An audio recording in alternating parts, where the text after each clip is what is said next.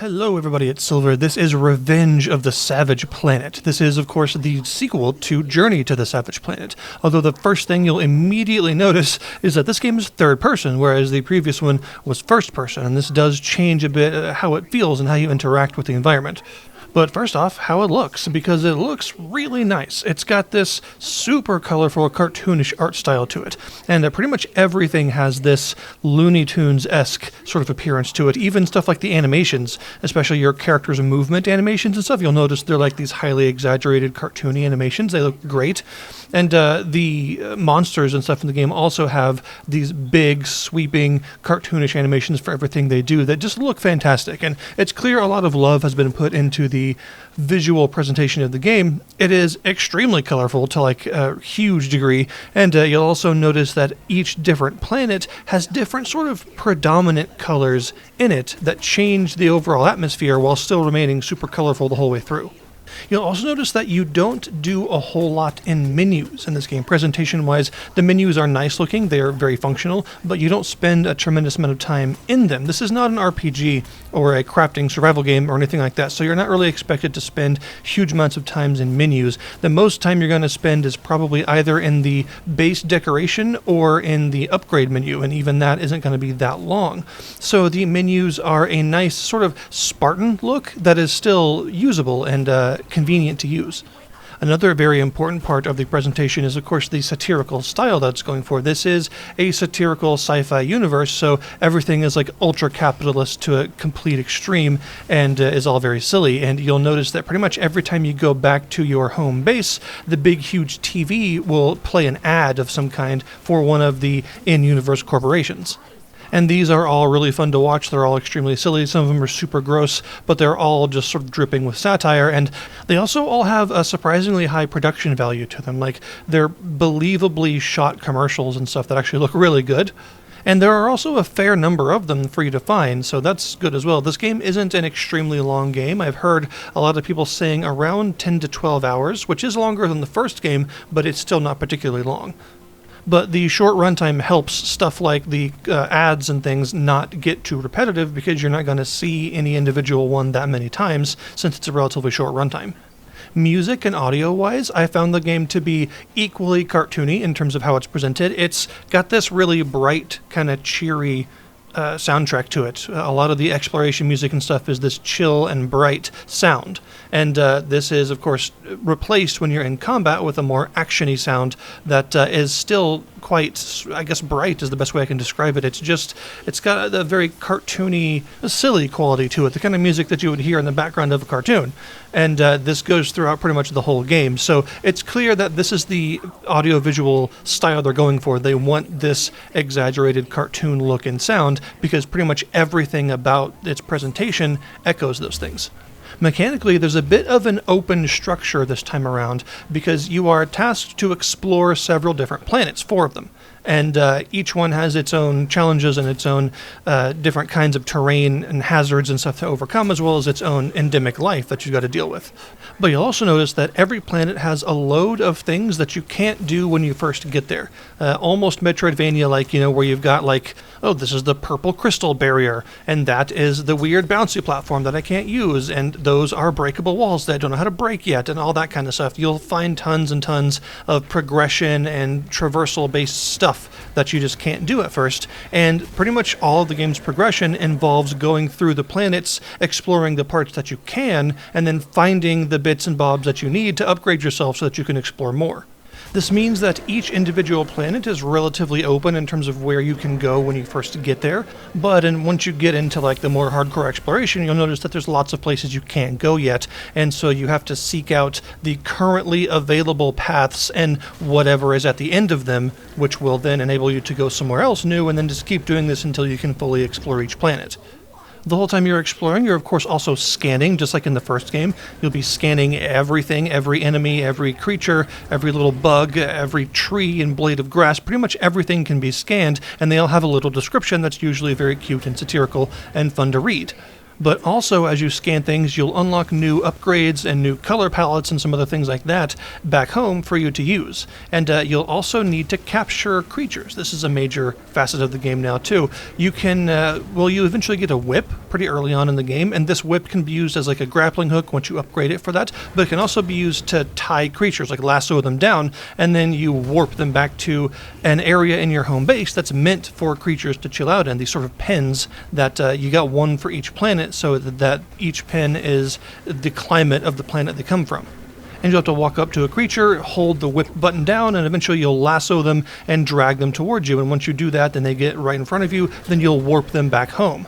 This is easy to do with some of the more basic enemies that aren't particularly aggressive towards you. However, the more aggressive enemies are where things get a little bit challenging, because you can't just walk up to them and lasso them whenever you want. Instead, you've got to scan them, which will show you their weak point. You then have to attack this weak point enough times to stun them, and then while they're stunned, you can lasso them. For some monsters, it's simply a case of just shoot the weak point a couple of times and then they'll get stunned quite easily. But for others, you may have to do things like dodge some of their attacks until they expose this weak point, and then you can hit it. Or maybe they have some sort of armor that you got to break off in some way first before you can reach it, things like that. So the more advanced creatures have more multi-step methods to actually capturing them. Once you've got some creatures available, you just go back home and enable research, and you just choose whichever one you want to research first, and it'll automatically go, and it will research all of the creatures you currently have in pens, so you don't have to keep going back home and telling it to research each one individually. The research takes real time, usually anywhere from like 3 to 5.5 minutes or so. And the most common thing you'll get for researching a creature is a color palette unlock in the wardrobe. So you can change how you look at any point. There are lots of different cosmetic things you can find. You'll find that most of them are locked at first, and while exploring, you can find these little data chips that will unlock more cosmetic rewards for you. But the color palettes are all unlocked not by exploration, but by researching creatures. So the more variety of creatures that you research, the more color palettes you'll have access to whenever you go back home and want to change how you look, which is a nice feature. I always enjoy having fun cosmetic stuff in games that is all unlockable within the game and is not microtransaction based or anything, so it's always cool to see that. However, some of the creatures, oftentimes the alphas and like boss style creatures, they will unlock new and important upgrades for you to purchase. There are lots of upgrades in the game, and these are your main method of progression. A lot of the upgrades are optional. They just make things easier for you, like giving you a charge shot or allowing you to bounce your shots around, or perhaps giving you a triple jump and all sorts of things like that. But a lot of the upgrades are actually necessary for main story progress. So a lot of these are going to be found both by just exploring around and finding the bits and bobs that you need to do the upgrades, as well as from lassoing important alpha creatures, which will then give you access to those upgrades once you research them. Now, the upgrade machine is actually a 3D printer, which means you do need resources in order to purchase these upgrades. There are 4 different resources that you can find while exploring around. 3 of them are gained from like mining nodes or killing enemies. They're just sort of found everywhere in different amounts. However, one of them, which is called printer slurry cartridges, these are different. You don't just find these. These are in specific places around the planets that you've got to go and get to. There is a finite number of these in the game. And you'll notice a lot of the more advanced and exciting upgrades take one of these cartridges. So you do want to save these up and then use them for progressing through the sort of tech tree, if you will, and allow yourself to get some fancy new stuff. And all of the upgrades that you get that are main story progression upgrades are all things that allow you to unlock more areas on a planet. So you may get a power hose that lets you wash stuff off and attack certain enemies that will explode if you water them and stuff like that. And then you may get some extra goo variants for this hose. One of them is, say, conductive and lets you solve electricity puzzles by spraying conductive goo everywhere. One of them is lava and it allows you to burn certain things like cobwebs out of the way that you couldn't previously clear. There's the aforementioned grappling hook and grinding on light rails upgrades that you can get that allow you to traverse new areas. Or, in fact, there's an underwater scooter thing that allows you to actually dive underwater indefinitely, and a mask that filters out poison gases and allows you to breathe underwater and stuff. So I do think that the game uses its relatively short runtime to its advantage, because it means that there's pretty much always some exciting new thing that you're working towards. There's always an upgrade over the horizon that'll allow you to do something new and interesting, so you never really feel like you're spinning your tires. Even if you're often not sure where to go at a certain point, the planets are designed in such a way to sort of funnel you in the correct direction. They're relatively linear while still being open enough to allow for exploration. And of course hidden secrets to reward that exploration. Things like those aforementioned slurry cartridges, or these eggs that you can eat, this orange goo stuff that will upgrade your maximum health and stamina depending on how many of them you get. At first you only need 1, but then you'll need 2, and then you'll need 4, and then it'll stay at 4 for the rest of the game. So every 4 of them you get, you'll upgrade your health gauge. And of course there are also lots of cosmetic suits and things as secrets that you'll find, especially off the beaten track. There's also the parry glove, which is my favorite upgrade. It lets you deflect projectiles back into enemies' faces and do a lot of damage to them. It's really useful. So as much as I enjoy the upgrade system in this game, and the sort of upgrade treadmill being its main progression system that lasts throughout the whole game, there is one aspect of it that I don't like as much, and that is the challenges. You'll occasionally get batches of challenges to complete, and these can be anything from dive 25 meters into water, or electrify 5 enemies at the same time, or something like that. And in a lot of games, challenges like this would be related to cosmetic upgrades, or achievements, or something like that, some sort of optional bit. But in this game, they lock a tremendous number of the main upgrades behind doing these challenges, because a lot of the upgrades are hidden behind a clearance level, and the only way to raise your clearance level is to do these challenges in a big batch, which will up it once you do enough of them. I really don't like this concept. I think it's really annoying because a lot of these challenges feel like they're luck-based, and my skill doesn't really matter because they're so arbitrary that an incredibly specific thing has to happen in an incredibly specific way in order for me to be able to complete some of these challenges. So locking entire upgrade trees behind the challenges just kind of feels unnecessary. I personally much prefer it when I can just earn upgrades through finding their blueprints and gathering the required materials and stuff, and not doing these really arbitrary, often overly difficult challenges that are just kind of annoying.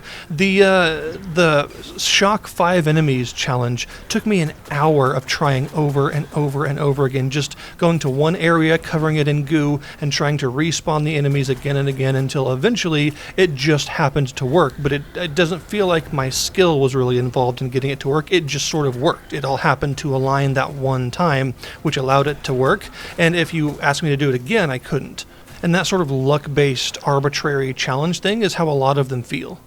But outside of that one thing, I think this is a really solid action-adventure game. It's got some light crafting and stuff because of the upgrade system, but nothing that's like super survival-y or anything like that. It is co-op, so if you want to play it with other people, you can do that, and I think it would be a very good co-op game because the worlds are fun to explore.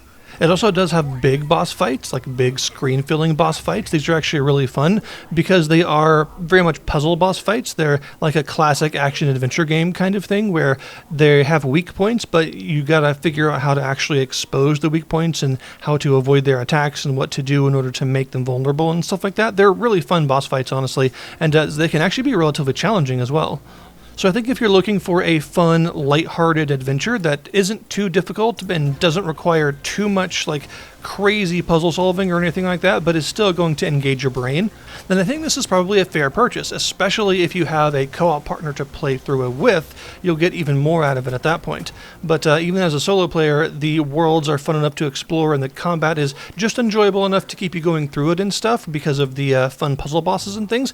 It all just is a really nicely presented package that ends about 10 to 12 hours in, right when it should, before things have a chance to get annoying or drag down. So I'll put the link in the description below this video to the Steam store page for Revenge of the Savage Planet if you guys wish to check it out yourselves. Thank you guys very much for watching, and I'll see you next time.